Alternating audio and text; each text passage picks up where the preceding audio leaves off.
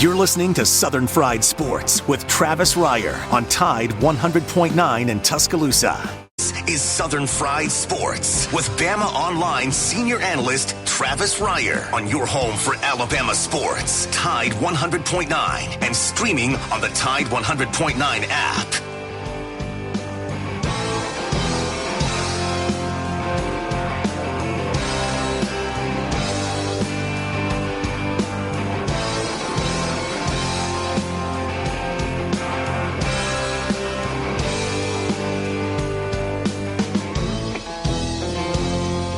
Make it through this year, I think I'm gonna put this bottle down. I guess as time goes on, I'll grow to miss it less than I will now. And I think I'm gonna tell her that I'm gonna go away for a while, till I can get this demon out. It is 11 a.m. on a frigid Friday morning in Tuscaloosa, Alabama. It is time once again for Southern Fried Sports on your home for University of Alabama Athletics. Tide 100.9 FM. Travis Reier, your trusty if not talented host of the program, with you each and every weekday morning from 11 a.m. until noon. The show, as always, brought to you by Peterbrook Chocolatier out there at 1530 McFarland Boulevard North in the Indian Hills section of Tuscaloosa. You know, King Fu, the Pomeranian, and myself, about 5:15 this morning, we were wondering exactly what the heck was going on. And then we remembered it is exactly the Friday before Valentine's Day, and the chocolate lady was up and going. 5:15, she was making her way over to Peterbrook Chocolatier to start getting all those chocolate-dipped strawberries ready for you. Because remember, at Peterbrook Chocolatier, the strawberries are same-day dipped. You're not going to get a chocolate-dipped strawberry for that special someone for this Valentine's Day holiday that was dipped, say, on Tuesday. It's going to be same-day dipped. And so off she went, 5:15 this morning, getting you ready for Valentine's Day 2021. Of course, they're going to take the best care of you, of anyone out there at Peterbrook Chocolatier. Joined on this Friday edition of Southern Fried Sports by the executive producer of the program, Jacob Harrison, who together we combined to form the 60-minute band of sports talk radio. What about it, Jacob? How you doing on this Friday morning? You know, I'm in high spirits. J.J. Watt getting released. Sounds like a good destination for him to join his brothers up in the Berg. Yeah, I mean, you got enough cap room though for JJ. Can you make it work financially for JJ? Can you get the brother discount? Man, that front office, they figure it out every single year. Every single offseason, the Steelers go in. Everybody's saying, they're in cap hell. They're never going to figure it out. What are they going to do about Roethlisberger's contract? And then every year they sign some guy like Eric Ebron this past year that made absolutely zero sense at the start of the offseason. There was no way they could figure that out, and they do it. So I trust Kevin Steelers, Colbert and the GMs. Yeah, absolutely. And the Rooneys you trust. Absolutely. You know, the Steelers are basically, when it comes to economics and making things work, the Steelers, I guess, are kind of the NFL version of Alabama football. Same thing with Alabama football. You look at the number of scholarships and you look at the number of guys that Alabama will bring in on an annual basis, and you kind of scratch your head a little bit and you say basically the same thing. In Sabanomics, we trust. It always works out. The numbers always seem to work out. And speaking of tight ends like Eric Ebron, and speaking of numbers, Alabama added a tight end to its class of 2022 recruiting haul earlier today when Elijah Brown, a four-star tight end from Dayton, Ohio, cast his pledge to Nick Saban and the Alabama Crimson Tide. Complete coverage of that for you right now at BamaOnline.com. Hank South, recruiting analyst for us there at BOL, all over that one. Did a podcast in the lead-up to that commitment with Hank, and Hank, on the podcast, you can hear the details there. Of course, Hank outlines it for you, but pretty much sums up covering recruiting.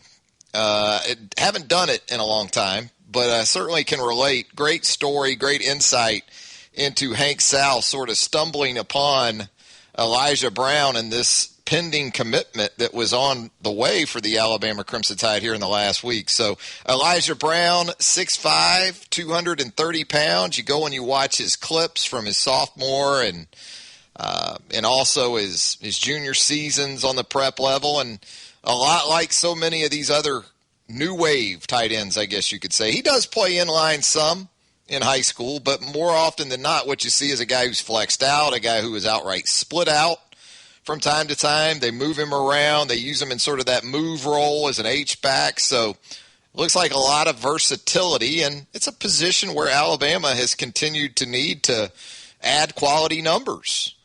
It's been pretty high profile, the guys like Eric Gilbert that have gone elsewhere in recent years, but Alabama continuing to stockpile at the tight end position. Added a couple here mid-year. Robbie Oots for the class of 2021, and then Caden Clark, another Ohioan. I guess that's how you say that. Ohioan. Yeah. Caden Clark from the 2020 class, who actually gray-shirted. He had a knee injury back in October of 2019, so his enrollment at Alabama was deferred until last month. So you got a couple of newcomers joining that mix at tight end. Obviously, Miller Forrestall moving on. Carl Tucker was a one-and-done as a grad transfer. You bring back a dynamic playmaker in Jalil Billingsley. Who knows? He could be an Irv Smith type who is 3 and out when it is all said and done. Major Tennyson comes back. Kendall Randolph obviously gives you some flexibility. Can play some there at that end line. Can play some off the ball, too, at tight end. Cameron Latou is back at the tight end position. So you've got some veterans in terms of program vets. You've got some playmaking ability in Jalil Billingsley, but you need to continue to stack at that position. And by the way, Bill O'Brien, new offensive coordinator and quarterbacks coach, primary recruiter, took over the recruitment, I guess you could say, of Elijah Brown. So he gets on the board with a commitment for the 2022 cycle. 205-342-9904. Actually, I need to make an adjustment there. My bad. I was told about this. I was prepped on this, and the execution right there did not come off correctly. Temporary number today, because we're just making it happen, all right? We're making chicken salad out of chicken you-know-what right now. Kudos to our staff for at least giving us some type of outlets with the phones. 205-409-7877. Just for today, and then we'll get you back on the old number ASAP. We're going to talk with Charlie Potter, my colleague there at BamaOnline.com, coming up in just a little bit. You got a lot of Alabama, Georgia going on here in the next 24 hours, don't you? You got Alabama gymnastics at Georgia in Athens tonight. And then you got Alabama, Georgia men's basketball here in Tuscaloosa tomorrow afternoon. That's a 2:30 tip on the SEC network. Alabama 16-5, 11-1. Georgia coming in here 12-7 under Tom Crean, 5-7 in the SEC. Georgia had been on a 3-game win streak before heading to Knoxville midweek and losing by 8 at Thompson Bowling to the Vols. Severe Wheeler, really good player on the ball. Really good guard for the Georgia Bulldogs, 13.5 points per game. He is the SEC assist leader at 7.3 dimes per contest. Tumani Kamara, 12.6 points. He's a guy that can get on the glass on you a little bit, 7.3 boards. P.J. Horn. Georgia's got a lot of these 9-a-game guys.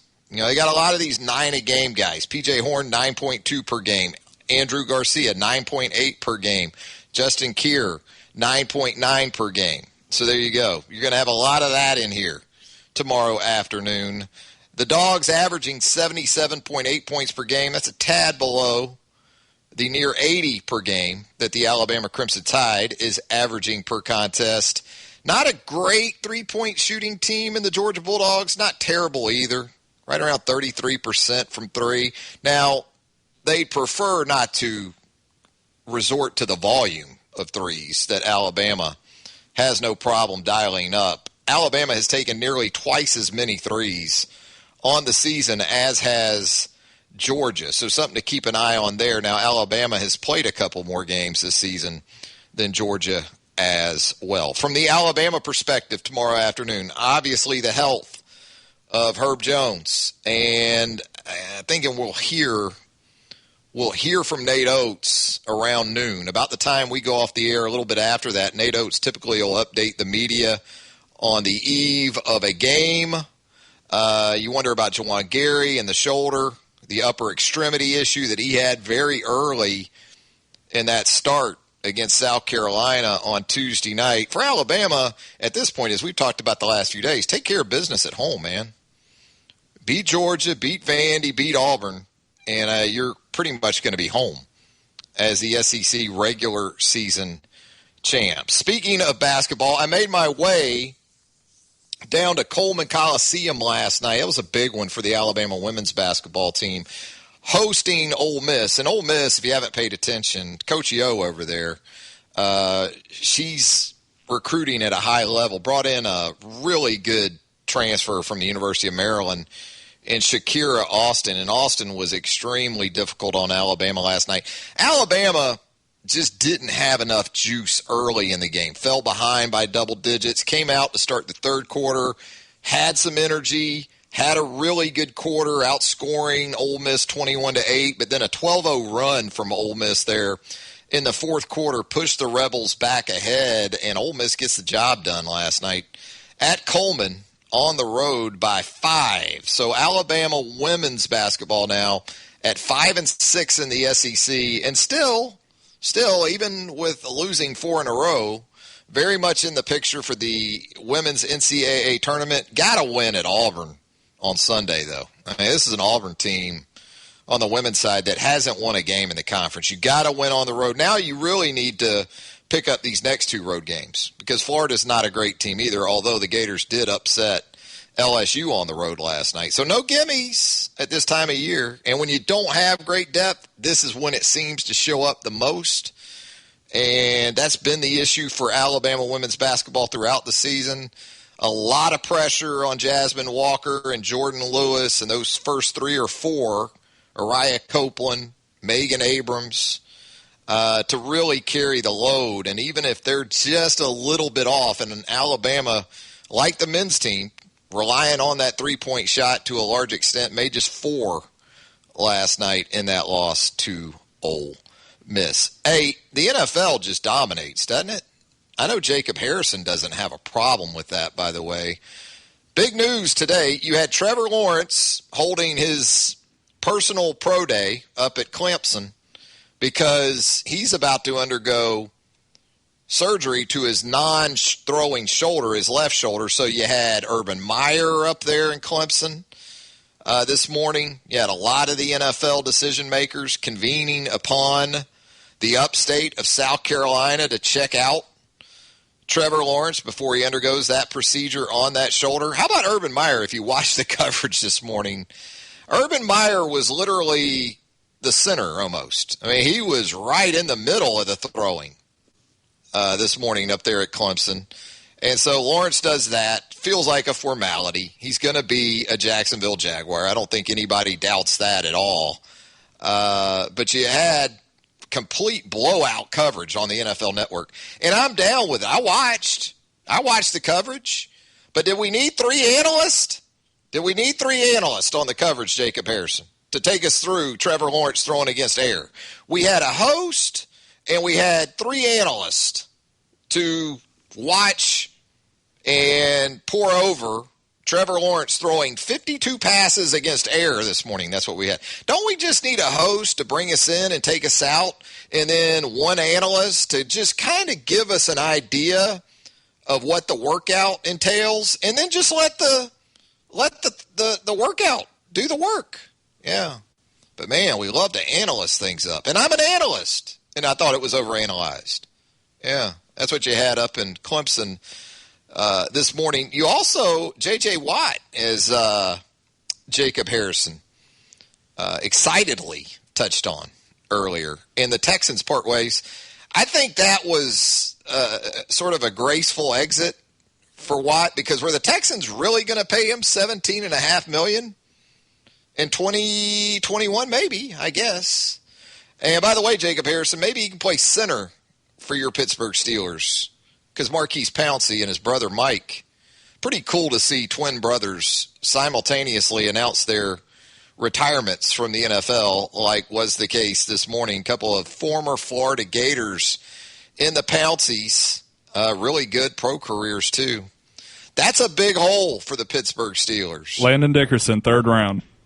You've been on it. You've been screaming for it, Jacob. You've been demanding Landon Dickerson. I kind of envisioned Landon Dickerson as a Green Bay Packer, but you were quick to point to the Steelers. I think either way, yeah. I think when I think of Landon Dickerson, I think of founding teams, or teams that were pretty much back to the founding era of professional football, like, well, the Steelers, the Packers, maybe the Bears. Landon Dickerson would be a good Bear. Landon Dickerson would be a good Buffalo Bill, too. You know, he kind of has that Buffalo Bill feel about him. Do I pick up some Richie Incognito from Landon Dickerson a little bit, Jacob? Is that what I'm picking up? If he was, yeah. If Richie Incognito was a teddy bear off the field, then sure. On the field, though, absolutely. I think the player comp, I do. You're right. I agree. I think the player comp for Landon Dickerson's Richie Incognito. You know, both those guys a little edgy on the gridiron. So a lot to get into on this Friday. We will check in with Pops also later in the program. We hope Pops has taken at least some decent measures to make sure he celebrates his Valentine in proper fashion. Goodness knows, poor Nana. All these years with Pops, if anyone deserves a good day on Sunday, it's Nana. We don't hold our breath, though, in expectation of Pops coming through in the clutch, because it's been documented here on the program, his shortcomings, whether it's birthdays, anniversaries, Valentine's days. You know, I mean, this is a guy, you can't really count on him when there's much in the way of sentimentality or just anything resembling romance with Pops.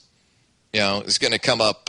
He's going to come up a little bit short there. What did he get, Nana? He got Nana for Christmas. I got to ask him about that again. I forget. It was something for the house, you know. I mean, it wasn't just awful.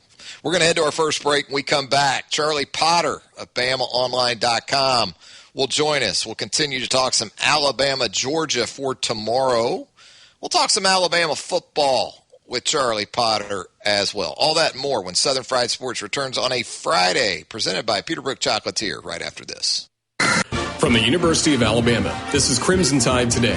It's a daily update on Bama sports, and it's brought to you by Everwood Treatment Company, the official treated lumber of Alabama athletics. Everwood, wood treated right. Hello again, everybody. I'm Roger Hoover.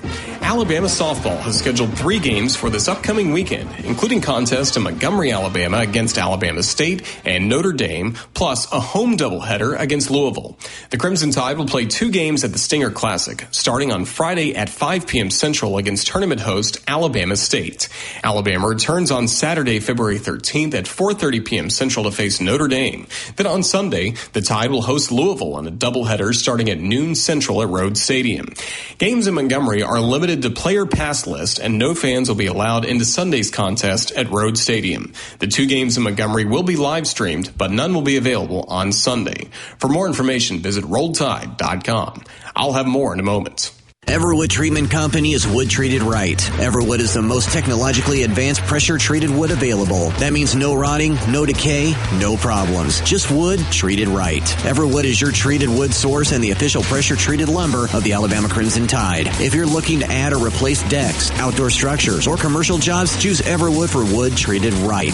If you need it, we'll get it to you. To locate your local Everwood store, visit EverwoodTreatment.com. Everwood Treatment, official lumber of the Alabama Crimson Tide. We've got you covered for Alabama men's basketball against Georgia on Saturday afternoon in Tuscaloosa. Alabama remains atop the SEC standings at 11-1 in conference play, while Georgia is 5-7 in the league. Tip-off with the Bulldogs is set for 2:30 p.m. Central. Our coverage on the radio begins at 1:30 p.m. across the network. And that's your Bama Update. Crimson Tide Today brought to you by Everwood. Crimson Tide Today is a production of the Crimson Tide Sport. Mostly cloudy this afternoon. The high today in the upper 40s at 48. Cloudy tonight. More rain moving in. Most of that coming after midnight. The low at 36.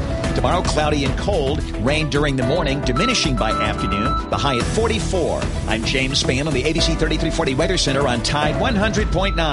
Tide 100.9. For more coverage of Alabama football, visit us at Tide100.9.com or download the free Tide 100.9 app. The Crimson Tide will not be denied.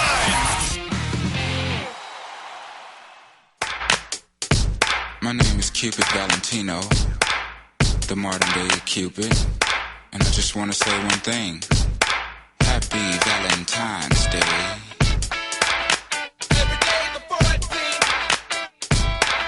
I don't think y'all heard me. I just want to say Happy Valentine's Day. Can y'all dig that? Now, when arrows don't penetrate, see.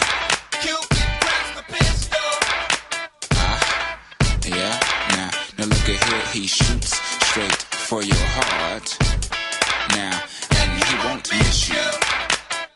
But that's alright, y'all won't believe in me anyway, but... Travis Ryder, BamaOnline.com with you each and every weekday morning from 11 a.m. until noon. We do have Valentine's Day upon us, which got me to thinking about first sports love. What was your first love when it came to sports? What about it, Jacob Harrison? Which sport did you embrace first as a young lad? You got it. When Cupid knocks at I'll tell you, while Jacob thinks about that, I'll tell you, for me, it was probably baseball, because that's what we did as little kids. That was the first sport we were actually able to sort of participate in, right? Yeah. You're going to have to give me this question again. I was getting Charlie on the phone. First sports love. First sport you fell in love with as a lad. Oh, that's way easy because I'm already a fog, man. It's football all the way. I guess fishing counts too, and did a lot of fishing with the late grandfather as a young lad. Loved football, but I played baseball first, and Pops was such a hardcore softball player, back in those days when I was a little kid.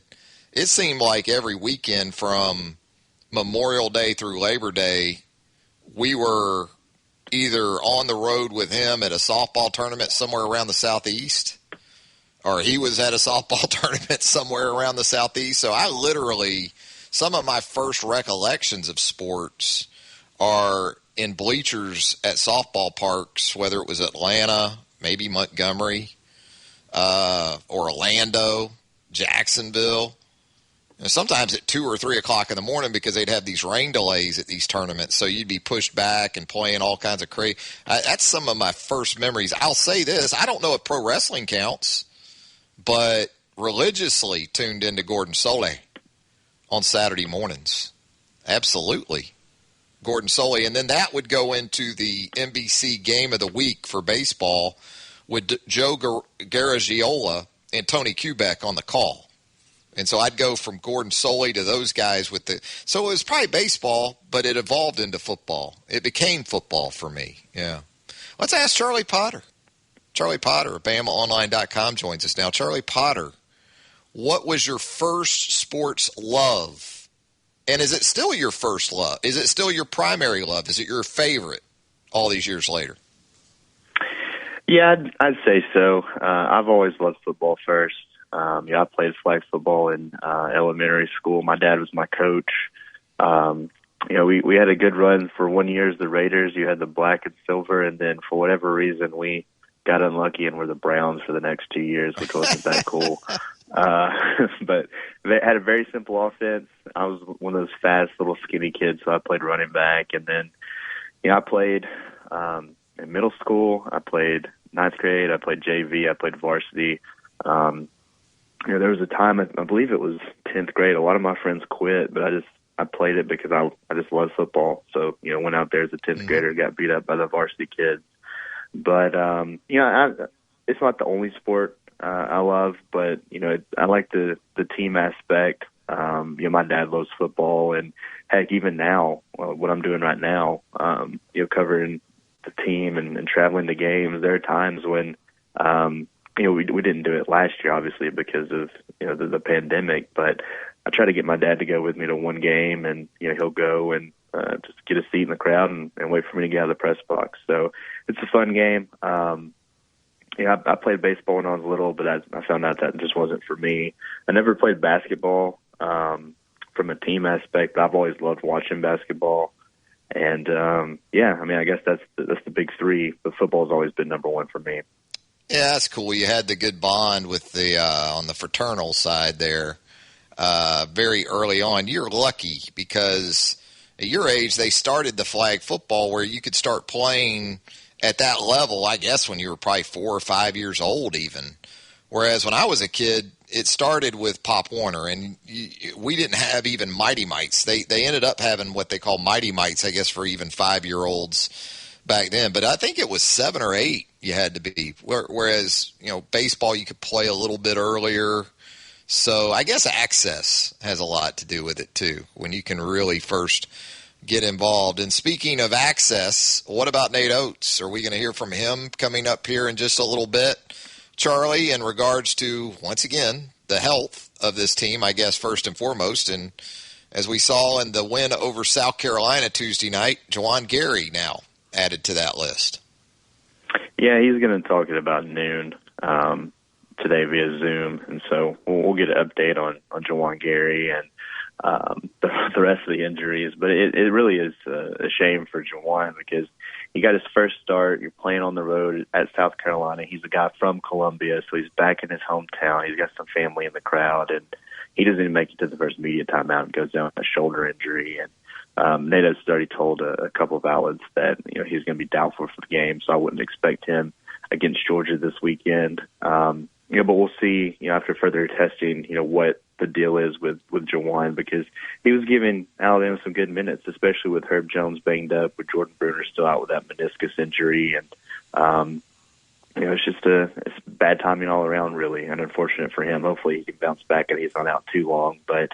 With that, it makes it even harder to rest a guy like Herb Jones, just because you do have another guy in the post that's gone down. I know guys like Alex Reese stepped up in the game at South Carolina in place of Gary. James Rojas is available, and I think we're going to talk to them too in the Zoom call later. But it makes it a little more difficult to rest Herb. Now, something I think Alabama fans should probably pay attention to is the fact that the A&M game was postponed. A&M was supposed to play Florida, and A&M has some COVID issues, and A&M's next on the schedule after Saturday's game for Alabama. So it might be a situation where that game gets pushed back or canceled or what have you, but that almost might be a blessing in disguise for this Alabama team that's trying to find some windows to give some guys some breathers and to get them rested. You never want to see a game go to the wayside or anything like that or get pushed back, but is that being a possibility on the schedule? I think that's something to maybe keep an eye out for. With Herb, it's got to be difficult for Nate because there are times in this recent stretch where it's pretty obvious he's not himself physically, and it's impacted his performance, his ability to execute physically, but then intangibly, what he gives you when he's on the floor is equally undeniable. It seems like that's what Nate, as much as anything, has to weigh right now until hopefully Herb can get back to somewhere near close to full health. And is that still what you get from Nate Oates, not only in terms of trying to balance the workload for Herb based on his importance in a couple of different ways, but also the prospect of him improving health-wise? Is that still seemingly on track? Yeah, I mean, I think the thing that he keeps saying is that, resting isn't necessarily going to benefit. It's not a guarantee that that's just going to help. The big setback for Herb is going to be if he gets bumped or hit on that, and they're very cautious. I know he's padded up pretty well, and he hasn't really done much in practice. So it's a situation where they're just being cautious with it. For him, he's also been getting in foul trouble, which has kept him off the court, which is almost a blessing in disguise just in terms of him not taking as many hits, or, he's the guy that's going to step in front of guys and try to take charges and going to be on the floor a lot. So I think with Herb, it's a situation where if his play was detrimental to the team, then he would be, they would probably sit him. That would be the decision. But like you said, just all the things that Herb brings to the floor. I know he hasn't been contributing as much offensively, but the way that he can run the point, to get guys in the right spots, the defense that he brings, just everything he brings to the table. If he's out there and he's able to contribute and it's not just hurting the team, then you play him. And with Herb too, he's a guy that's going to try to play as much and as often as possible. He's not a guy that wants to sit out. So it's a tough challenge. It's a tough thing to kind of manage. But again, it becomes even tougher with the injury to Gary. But Herb's a warrior. He's a guy that's going to be out there if he can, and we'll see if anything's changed with that later today. But I would expect to see number one out there as much as possible. From the football perspective, I guess it was yesterday we saw the farewell tweet, I guess you could say, from Carl Scott. Been a very good assistant coach, defensive assistant coach for Alabama here in the last few years. Been kind of quiet, though, I guess, in terms of potential successors. I mean, there's some names that I know you've put out there on BamaOnline.com and, connecting some dots, and then also some rumblings that perhaps, a couple of guys are better fits than maybe others. Time frame, you think? If anything, I guess what we've learned from Nick Saban is that when he's damn well good and ready, right? Yeah, I mean, that's the way it's always been. I don't think that's going to change anytime soon. And we had a pretty good list up at BOL, and I think with this situation, he's probably interviewed a few guys at this point. Who that is remains to be seen. Again, like you said, I don't think he's in any rush to make a hire. And I think that, Saban probably plans to narrow down the list here in the near future. And there could be a guy that's not on that list that makes the cut. And again, I think it was something that we were watching early on to potentially look for all positions as a possibility. Maybe you could shake up the staff, move some guys around, and add like a defensive line coach or a linebackers coach, what have you. But right now it's still looking like a cornerbacks coach, and I think we could see some stuff happen here soon. I'm not at liberty to maybe say what, but I think there's some wheels turning, and maybe we get some news here in the near future. Yep.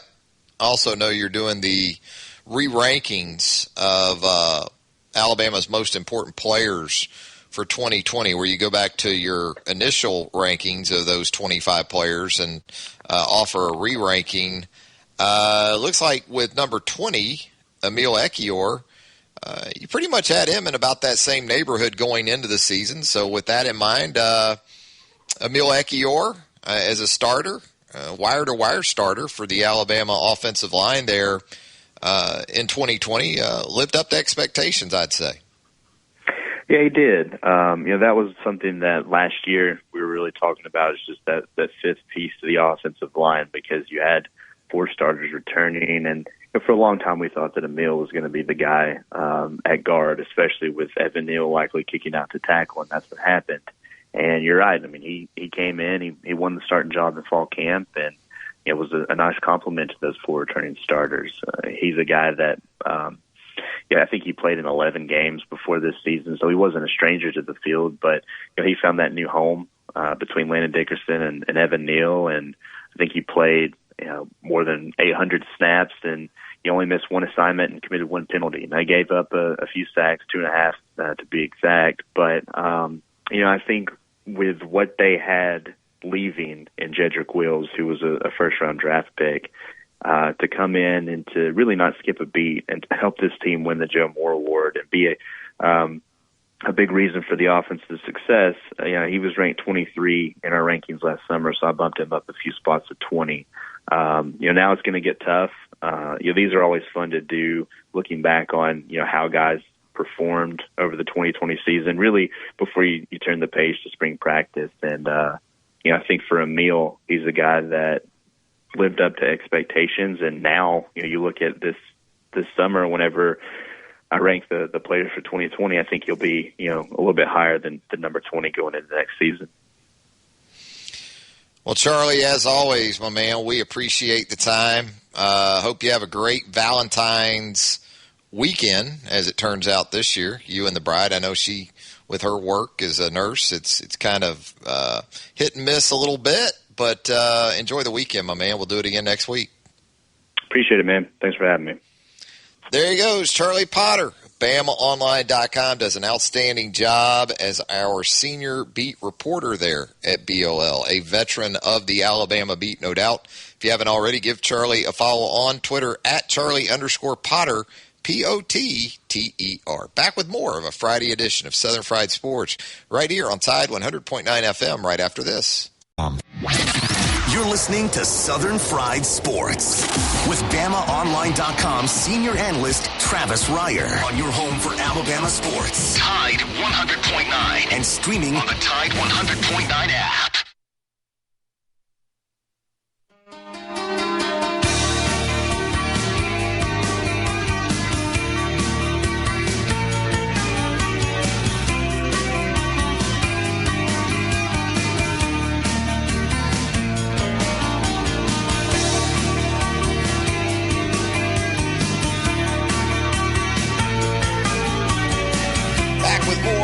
Friday edition of Southern Fried Sports right here on Tide 100.9 FM. Travis Reier, senior analyst for BamaOnline.com. Thanks again to Charlie Potter, my cohort there at BOL, joining us in that previous segment, talking some Alabama hoops and some Alabama football as well. We are also talking about your first love where sports is concerned. Getting you ready for Valentine's Day, huh? Getting topical on a Friday, February the 12th. And it is a Friday, and you are hopefully in love with someone or something. Sports, we know you are. And a lot of feedback on the Twitter, the personal Twitter account, at Travis Reier, where I posed the question this morning, Double J, baseball for Double J. And he says it's likely because he started T-ball at 4 and couldn't play football until the 3rd grade. That's essentially, Double J might be about my age, because that's kind of the way it was for us back in the day. Rodney Zielinski on the Twitter says it's football, and that's due in large part to watching Johnny Musso, the Italian stallion, tear up Auburn in 1971 that got Rod hooked to the pigskin. Some interesting responses here. Topper on the Twitter says as a kid he picked up baseball and football at about the same time, played baseball in high school, but he only weighed 124 pounds as a senior. So football, his true love, wasn't wise. He wrestled instead. Wrestling, man, is you're the OG if you wrestled. I admire folks that wrestle because you're just out there. It's just you and the other person in the mat. So props to you, Topper. I never had the courage to step out and wrestle. Now, as a fan, Topper says it's college football, and it isn't even close. Jim Waltman on the Twitter says basketball for him. Not many basketballs on this list. Says he started out playing in the church league, went on to the Y, and then next thing you know, JV over there at Central High for the Falcons. Yeah, getting it done on the hardwood. So a lot of fun with that list on a Friday. Pretty good sports weekend on tap for us. Got to take care of that significant other on Sunday, of course. For mine, the chocolate lady, it'll basically be just leave her alone. You know, it'll be like she just completed the Mercedes Marathon or something. For basically this entire week, I sent her off. She was like Like she was in the Navy or something, going on a deployment 6 months or something, 6 days instead of 6 months. Said goodbye on Monday, and then I'll catch back up with her Sunday night sometime. That'll basically be it. No complaints, but just kind of the way it works when you're hitched to someone in the chocolate industry this time of year. And by the way, you can still get by there, and you can still give them a call at 205-752-0211. Get those orders in. Even got the youngest running deliveries these next couple of days. That's right. Young Tatum Ryer has been enlisted. So if you do have something you'd like delivered, they can do that for you too at Peterbrook Chocolatier. It's the Olympics of chocolate right now over there in the Indian Hills section of Tuscaloosa. We're going to step aside to our final break. When we come back, we'll ask Pops his first sports love, and again, we'll cringe.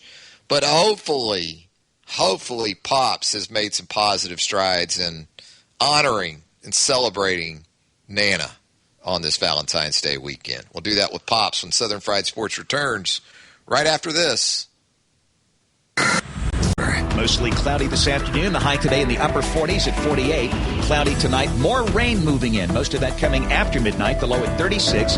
Tomorrow, cloudy and cold. Rain during the morning, diminishing by afternoon. The high at 44. I'm James Spann on the ABC 3340 Weather Center on Tide 100.9. The flagship station for Alabama Crimson Tide football. Alabama touchdown. Only on Tide 100.9 and streaming on the Tide 100.9 app.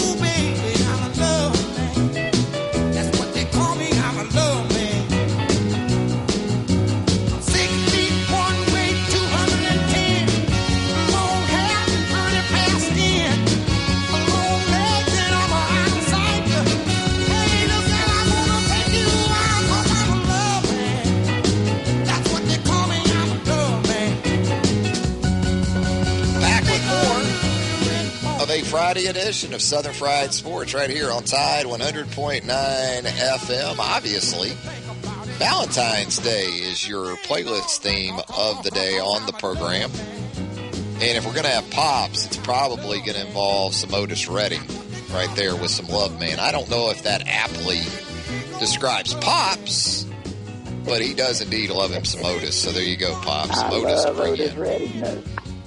Yeah. Black History Month, man. Yeah, it is Black History Month. Absolutely.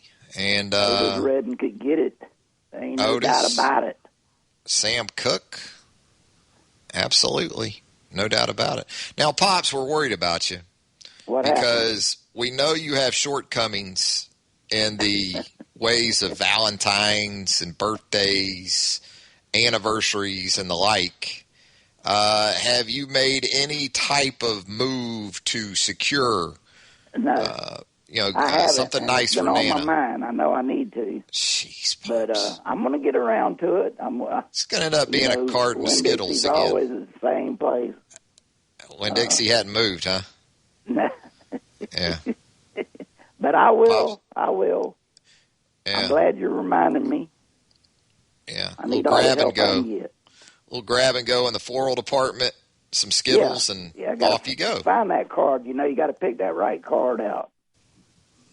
You wouldn't believe this, but Pops' handwriting on cards is maybe the best I've ever seen. It's amazing, the handwriting on Pops. I guess, Pops, your generation, handwriting was still important. Handwriting, it doesn't matter anymore, You're right about that. That's for sure. Mm-hmm. Now, what was it you got Nana for Christmas? It was something for the house or something. What'd you get her? What did I get her? I can't even. It was like a new vacuum or something. I want to say something. I think it was a battery for a car. Yeah, you got her a car battery for Christmas. Because her battery went dead, and I had to go out and pick her up and jump it and get her home and take the battery out. And so I think that'd be a great Christmas present. Yeah, instead of She AAA, didn't go. Pops for that is too road much. service. Yeah, I bet she didn't go for that too much. Pops, AC Delco isn't exactly every girl's Christmas dream, right? Yeah, she didn't buy that. That's not exactly from Jared's.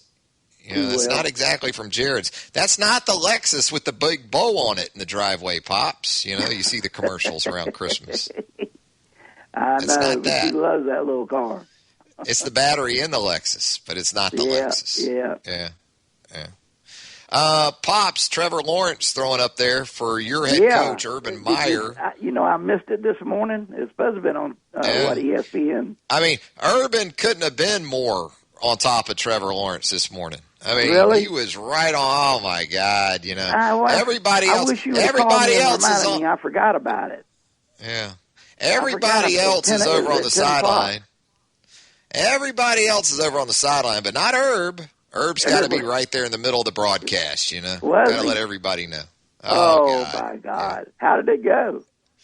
It was fine. It was just ceremonial is the way it felt. It was like, I'm going to throw, and the Jags are going to be here. I'm going to the Jags. The Jags know they're taking him. So it was kind of just, it felt empty in a lot of ways. He threw 52 passes. They were fine. Right. It wasn't the greatest throwing session I've ever seen. It wasn't the worst. Right. Was Dabo there? Dabo was there. Dabo was there. Dabo and Urban right out there together in the middle. Oh, no. Yes. Yes. God. All piled up. I need my behind kick for missing that. You do. You need your behind kick really probably for many things, but as a Jag fan, I don't know how you. That's pitiful. You didn't, but I'll tell you this: you didn't really miss anything. Right. Right. You Do you think I'd have been disappointed if I'd have watched it? I don't think you would have liked Urban being right there in the middle of the workout like he was. I think you would have thought of that as grandstanding a little bit. Yeah. Yeah, probably. Yeah. When everybody Big else boy in isn't, Yeah. they're over there where they're supposed to be. Yeah.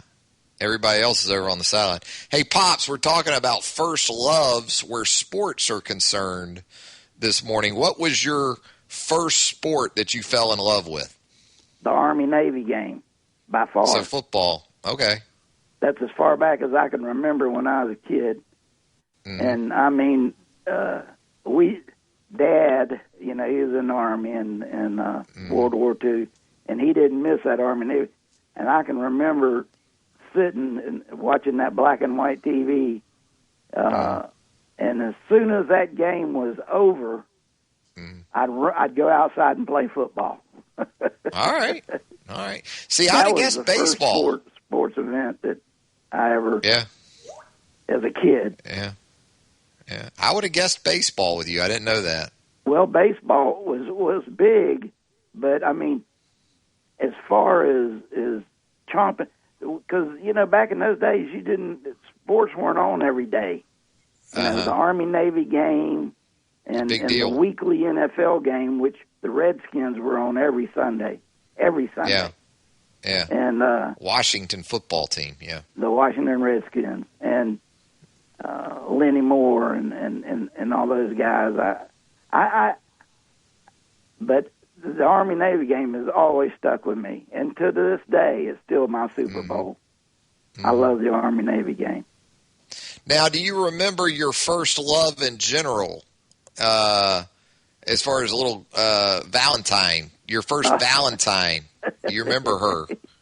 No, I don't actually. Did she reciprocate? A lot of times when you're younger, you pick out your Valentine, but maybe you're not so much her Valentine, Pops, if you know what I'm saying. Well, I was always afraid of that. Yeah. So I wouldn't fall for that. You wouldn't put yourself out there. Because I didn't want to get hurt, Pops, Jacob, he's so sensitive, Jacob. Pops. Yeah. But when you were in elementary school, you got Valentines for everybody in the class. Right. Right. Yeah. But you had it, like you say, there's upward bound Valentines. Everybody wins. Special Valentine. Yeah. That you'd pick out, That's the upward bound Valentine's. No score. They don't keep score, you know. Orange slices and Capri Suns for everybody on Valentine's Day. That's what that is. Everybody's a winner. Yeah, I remember those, Pops. Yeah. Pops, do you have a like candy or sweet treat that you look forward to on Valentine's? Do you like a specific chocolate? Do you like chocolate-covered cherries, chocolate-covered strawberries, things like that? I like chocolate-covered cherries. You like the cordials, yeah. Yeah. But I don't know. I love chocolate, period. With the liquid center. I mean, yeah. The other day, Locklear sent us chocolate-covered, what do you call them? Almonds? Chewy, long, stringy. Licorice? Not licorice, but what am I trying to say? They're red, long and red. Huh. I know twist. They do the chocolate. They got twist in them. Okay. I'm trying to think, Pops. You stumped me here. Dang, it burns me up. I'll think of it as soon as I hang up with you. But I had never had one of those. Twizzlers. Yeah, that's what I was saying. Yeah, the licorice. Chocolate. Twizzlers. They were Twizzlers that she put chocolate coating on. Yeah, they do that there. Yeah. Well, to look at it, I went, oh, I don't know about this. And I took a bite, and I loved it. Uh-huh. Now she's going to have to keep shipping them down there. Chocolate on anything, even a Twizzler. Good Lord, I can't even think of Twizzler. Locklear, by the way, is the chocolate lady, in case you're not picking up on that. But her name's Heather, so Pops, because her name's Heather, has always called her Locklear. Heather Locklear. Yeah. But a chocolate-covered Twizzler I had never had. What will Nana get you for for Valentine's, Pops? Oh Lord, she'll get me a card, and you know, she does. There won't be anything, you know, just something like that. Yeah, we've been around too long together. Will there be a candlelit dinner maybe, and rose petals across the bed, Pops? Rose petals maybe? No. Okay, Lord, no. All right. She gets on to me because I get chocolate on the bed sheet all the time. That's so romantic, Pops. She brings my chocolate ice cream in there while I'm watching. Did you see Belmont last night? Basketball? I did not. Yeah. No. They got a good little thing. Anyhow, I'm watching. She brings me my chocolate ice cream in there, and of course I get a little chocolate on the bed, and she goes nuts. You know? You don't mind sleeping in the chocolate ice cream, though? No, not at all. You bathe in it. Yeah. All right, Pops. Well, y'all have a good weekend. Y'all do, and I'll talk at you later, buddy. All right, man. Yeah, he's a love man, all right. Jeez. Chocolate ice cream in the bed. Oof. That's Pops. That's Pops on a Friday. That's going to do it for a Friday edition of Southern Fried Sports. It's time to get out of here. The lunch whistle on this Friday, Southern Ale House, 1530 McFarland Boulevard North in the Indian Hills section of Tuscaloosa. I'll tell you what, they're putting those chocolate-dipped strawberries from Peterbrook on the cheesecake, on the desserts there at Southern Ale House this weekend. So you've got the 1-2 punch for a Valentine's weekend right there in the Indian Hills section of Tuscaloosa. Southern Ale House, Peterbrook side by side. Trust me, you're not going to go wrong. You're not going to go wrong with that 1-2 punch. Thanks again to Jacob Harrison for producing the show. Pops, Charlie Potter. We always appreciate those guys as well. Until 11 a.m. on Monday. Have a great weekend, everybody.